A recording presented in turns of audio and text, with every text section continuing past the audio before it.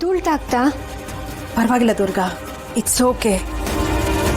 ಈ ಧೂಳು ಅನ್ನೋದೇ ಹಾಗೆ, ಅದು ನಮ್ಮಲ್ಲೇ ಇದ್ರೂ ಗೊತ್ತಾಗೋದಿಲ್ಲ. ನಮಗೆ ಗೊತ್ತಾಯ್ತು ಅನ್ನೋ ಅಷ್ಟರಲ್ಲಿ ಅದು ಹೀಗೆ ನಮ್ಮೊಳಗೆ ಹೋಗಿ ಹೀಗೆ ನಮಗೆ ತೊಂದರೆ ಕೊಡ್ತಾ ಆಚೆಗೆ ಬರುತ್ತೆ. ದುರ್ಗಾ, ಯಾಕಮ್ಮ ಇಷ್ಟು ಸೀರಿಯಸ್ ಆಗಿದೆಯಾ? ತಮಾಷೆ ಮಾಡಿದೆ ಅಷ್ಟೇ. ಇವತ್ತು ಮನೇಲಿ ನಡೆದಿರೋ ವಿಷಯಕ್ಕೆ ನಿನಗೆ ನೋವಾಗಿರುತ್ತೆ. ನಿನ್ನ ಮನಸ್ಸನ್ನ ಹಗುರ ಮಾಡೋಣ ಅಂತ ನಾನು ಹೀಗೆ ಹೇಳಿದೆ ಅಷ್ಟೇ. ಆ ರೀತಿ ನಡಿಬಾರ್ದಾಗಿತ್ತು. ಪಾಪ, ನಿಮ್ಮ ತಂದೆ ಮೊದಲನೇ ಸಲ ನಮ್ಮ ಮನೆಗೆ ಬಂದಿದ್ರು. ಅಮ್ಮ ಯಾ ದಮಯಂತಿ, ಆ ರೀತಿ ನಡ್ಕೋಬಾರ್ದಾಗಿತ್ತು. ಛೇ, ಇಡಿಯಟ್ಸ್ ಅವರು. ಅವ್ರ ಪರವಾಗಿ ನಾನು ನಿನ್ನನ್ನು ಸಾರಿ ಕೇಳ್ತೀನಿ ದುರ್ಗಾ. ಅಯ್ಯೋ, ನೀವ್ಯಾಕೆ ಕ್ಷಮೆ ಕೇಳ್ತಿದ್ದೀರಾ? ನಿಮ್ದೇನು ತಪ್ಪಿದೆ ಇದರಲ್ಲಿ?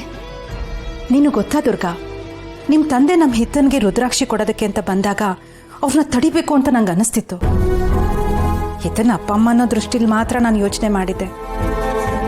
ಹಾಗೆ ನೋಡಿದ್ರೆ ನಿಮ್ಮ ತಂದೆನೂ ನಮ್ಮ ಹಿತನ್ಗೆ ತಾತನೇ ಆಗ್ಬೇಕಲ್ವಾ ಅನ್ನೋದನ್ನ ಮರ್ತ್ಬಿಟ್ಟಿದ್ದೆ ನೋಡು. ಪರವಾಗಿಲ್ಲ ಮೇಡಮ್, ನಿಮ್ಮೇಲೆ ನಂಗೆ ಯಾವುದೇ ಥರ ಬೇಜಾರಿಲ್ಲ. ದುರ್ಗಾ, ಈ ಹಿಂದೆ ನೀನು ನಿಮ್ಮ ತಂದೆ ಬಗ್ಗೆ ನನ್ನ ಹತ್ರ ಮಾತಾಡಿದ್ದೆ. ಆದರೆ ಅವರು ಎಂಥ ಸ್ಥಿತಿಲಿರ್ತಾರೆ ಅಂತ ನಾನು ಖಂಡಿತವಾಗ್ಲೂ ಯೋಚಿಸಿರ್ಲಿಲ್ಲ. ಆದರೂ ಅವ್ರನ್ನ ನೋಡ್ತಾ ಇದ್ರೆ ಅವ್ರಿಗೇನೋ ಒಂಥರ ಶಕ್ತಿ ಇದೆ ಅಂತ ಅನ್ಸುತ್ತೆ ದುರ್ಗಾ. ಶಕ್ತಿನ? ಏನು ಹೇಳ್ತಿದ್ದೀರಾ ಮೇಡಮ್? ಶಕ್ತಿ, ಆಧ್ಯಾತ್ಮಿಕ ಶಕ್ತಿ. ಅವರಷ್ಟಕ್ಕೆ ಅವರೇ ಏನೇನೋ ಮಾತಾಡ್ಕೊಳ್ತಿರ್ತಾರೆ. ಅಲ್ಲದೆ ಅವ್ರು ಮಾತಾಡೋ ಪ್ರತಿಯೊಂದು ಪದದಲ್ಲೂ ಏನೋ ಒಂದು ಅರ್ಥ ಇರುತ್ತೆ ಅಂತ ನನಗನ್ಸುತ್ತೆ. ಅಲ್ಲದೆ ಆ ರುದ್ರಾಕ್ಷಿನ ಅವರು ಏನೋ ನನಗೆ ಗೊತ್ತಿಲ್ಲ ಮೇಡಮ್. ಅವರು ಮುಂದೇನಾಗುತ್ತೆ ಅದೆಲ್ಲ ಹೇಳ್ತಾರೆ ಅಂತ ಎಷ್ಟೊಂದು ಜನ ಹೇಳ್ತಾರೆ. ಆದರೆ ನನಗದೆಲ್ಲ ಅರ್ಥನೇ ಆಗೋದಿಲ್ಲ. ಹೇಳಬೇಕಂದ್ರೆ ಅವ್ರು ಮಾತಾಡೋ ಎಷ್ಟೋ ಮಾತುಗಳು ನನಗೆ ಅರ್ಥ ಆಗಲ್ಲ. ಏನು ಹೇಳ್ತಾ ಇದೆಯಾ ದುರ್ಗಾ? ನಿಮ್ಮ ತಂದೆ ಮಾತಾಡೋದು ನಿನಗೆ ಅರ್ಥ ಆಗೋದಿಲ್ವಾ?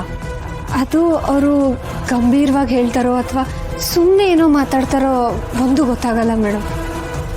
ಅಂದರೆ ಇವಳಿಗೆ ಶಂಭುಗೆ ಗೊತ್ತಿರೋ ವಿದ್ಯೆಗಳ ಬಗ್ಗೆ ಏನೂ ಗೊತ್ತಿಲ್ಲ ಅಂತಾಯ್ತು. ದುರ್ಗಾ, ನಿಮ್ಮ ತಂದೆ ನಮ್ಮ ಹಿತ್ತಂಗೆ ರುದ್ರಾಕ್ಷಿ ಕೊಡುವಾಗ ಏನೋ ಮಂತ್ರಿಸಿ ಕೊಟ್ರು.